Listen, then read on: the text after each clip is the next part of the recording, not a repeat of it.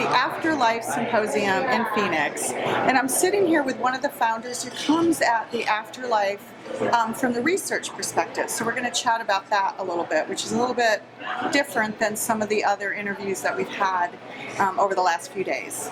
So tell us about some of the research that, the latest research around afterlife. Yeah, we now have a science of the afterlife. We look for things that they might say that prove that they are an individual who's living on another plane of life, and so they give us the evidence that it's there.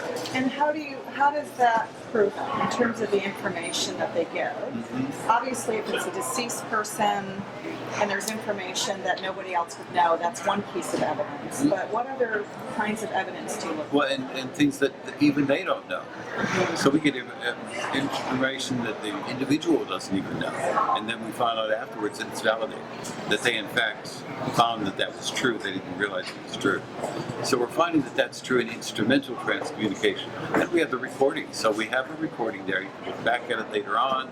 You can see that it really was the person who was speaking to the other side. And we have mediums from the 20th century. Yeah, we have mediums from the 20th century.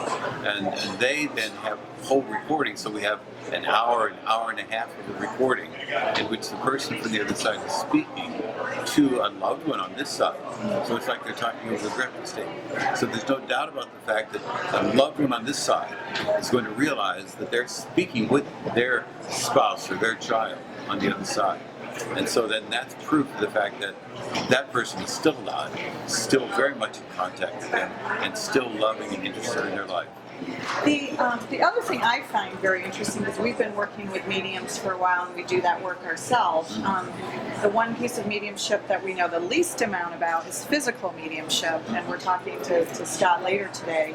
There's some evidential stuff that's happening there around the ectoplasm as well, correct? Yep, that's true. So what happens in physical mediumship, the medium sits in a room, and it usually is dark or it's in red light.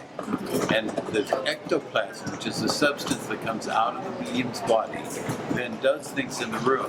So the ectoplasm forms rods, and they grab something like a trumpet and make it fly around the room faster than a human being could make it fly. Or go to another part of the room and then go to the ceiling in another part of the room.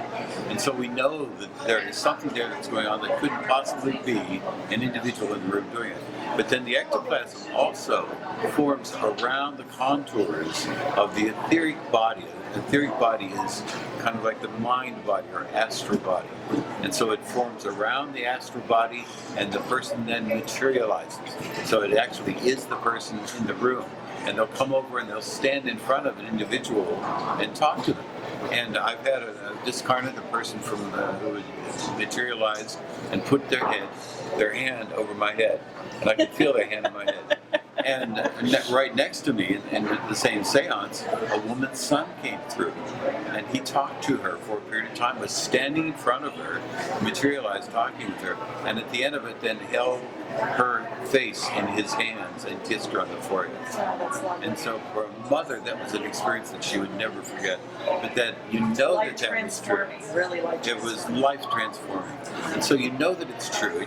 The mother couldn't mistake the conversation that she had, the fact that it was her son, the touch of her son. So everything about it was real. I think for us, we deal a lot with the celestial realm and ascended masters, and these are the spiritual beings that we communicate with. I find that, because we don't personally do as much with deceased relatives, there's different forms of healing that actually takes place depending on the medium. Mm-hmm. So can you talk about some of the stories that you've heard from not just, obviously there's all these different forms of mediums who give the evidence, but the types of healing that have been different for people. There's the one piece you already mentioned, the mother sees her son, is able to communicate, so that's one form of healing. What about some other Well, they're actually physical healing, so that there will be people come from the other side. Harry Edward, who was a healer on this side of life, who now is working on the other side. And he has come through to people who need healing. We What's know his name? Harry Edwards. Harry Edwards. Harry Edwards. And we also have people come through and from the other side, and somebody may have a malady of some sort. They may have a back problem. And they come through from the other side. They do the healing. You can tell that they're doing the healing. And the person afterwards then feels different. It makes a physical change. So that you know that the other person has had an effect on them and that it's a real effect that they have from the other side.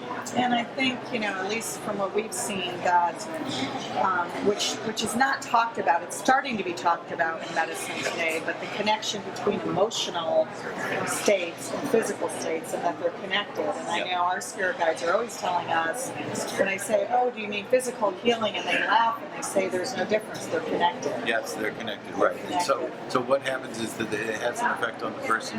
When a person experiences this, we know this to be true. They are healed psychologically, spiritually, and physically. So that someone who understands, we know to be true now, and we see the demonstrations of it every day, that the loved ones that we have endured their suffering, endured their going from this life into another form, when they come through, they make a change in the person's psychology, they make a change spiritually. People no longer fear death. They look forward to the passing, look forward to the transition, and they have physical healing so that their body actually changes. And all these things happen from the other side when the person comes through. So we know that it's a phenomenon that happens from the eternal self that exists outside of the body. So I'm curious a little bit about your background. I mean, you have a Ph.D., you come at it from the research side, you're not a traditional right brain. Mm-hmm. So what got you interested in moving forward with this and starting this organization that is, spearheading all of this research? Well, I learned that I have psychic ability. So that as soon as I learned that I had we psychic all have ability, psychic abilities, right. and even Ph.D. scientists have psychic abilities. And what happens is that now it's scientists. Now it's people who are physicists. It's medical doctors. It's counselors who are doing the research. So it's no longer the metaphysicians. It's no longer the shamans. It is people who have the background and can look at it from a scientific point of view. And we're looking at it and we're making the discoveries. So the discoveries, there's a merging right now between what used to be spirituality and medicine and science. And so now there's a merging of the two. And science is actually taking us into the next realm. So they're taking us into the frontier, and they're making the difference today. And so I was brought into it by the fact that I discovered I had psychic abilities. I could see that there were things that I was able to do that other people couldn't. And then I realized that the universe is a much bigger place than just what we can see, what we can sense, what we can touch. And what were you working on professionally before doing this? Well, I'm a business communications professor. Okay. Yeah, so it's very far away from it. Yeah. And so, but I'm a researcher. I had done research for my Ph.D. And so I'm a researcher in the field and using the same research abilities, the same research techniques. I was able to validate what I had been finding as a result of my study of psychic abilities and of the afterlife, people living in the afterlife. And so I was able to apply all of that. And that's what we're doing. That's what the physicists are doing, the counselors are doing, the medical doctors are doing. They're bringing in the science to look at the afterlife and to look at eternal life. And we're finding that the things that we're discovering are miraculous, things that we never would have thought. It's interesting because we have some medical doctor friends who have psychic abilities. One's an ER doctor, another, and they're still somewhat, there's trepidation a bit about moving forward with what they know because they'll lose their positions in hospitals. Right. So there's still, even though the evidence is coming out and the research is here, there's still this fear by, and I feel that this is the next loophole. This is the next thing we need, the hurdle that we need to get over, Right. so that these physicians who are doing amazing work, Yeah. are validated and there's Yeah. credibility. That they can be feel free to say something. Yeah. And any of these presentations, when we do the presentations about the afterlife and about what happens when a person dies, when we do these presentations, there are always the physicians, the physicists that come afterwards and say, I really wanted to talk to about this with somebody, but I couldn't. And so there's a great interest. There's a real change, a sea change that's happening. So we're seeing right now the frontiers are changing. Now, obviously sea changes happen when there's like a catalyst, right? Where you're crossing the chasm, so to speak. Yeah. And do you think, I believe that it's happening as more people are wakening up with credibility. So it's not just the psychics anymore. There are these physicians and scientists who are waking up with psychic abilities and being able to talk about it. Right. But there's also talk about the veil getting thin because of the shift that's happening on the planet. Right. So do you, as part of this organization, is that also something that you subscribe to? Yes, we are seeing it happen. We're seeing people talking about it generally. They're having more insights. Groups are coming together because of the fact that they know it's true. And we're understanding things more easily. Things are coming to us. So in other words, instead of us going out to them, learning more things about them, they're being brought to us.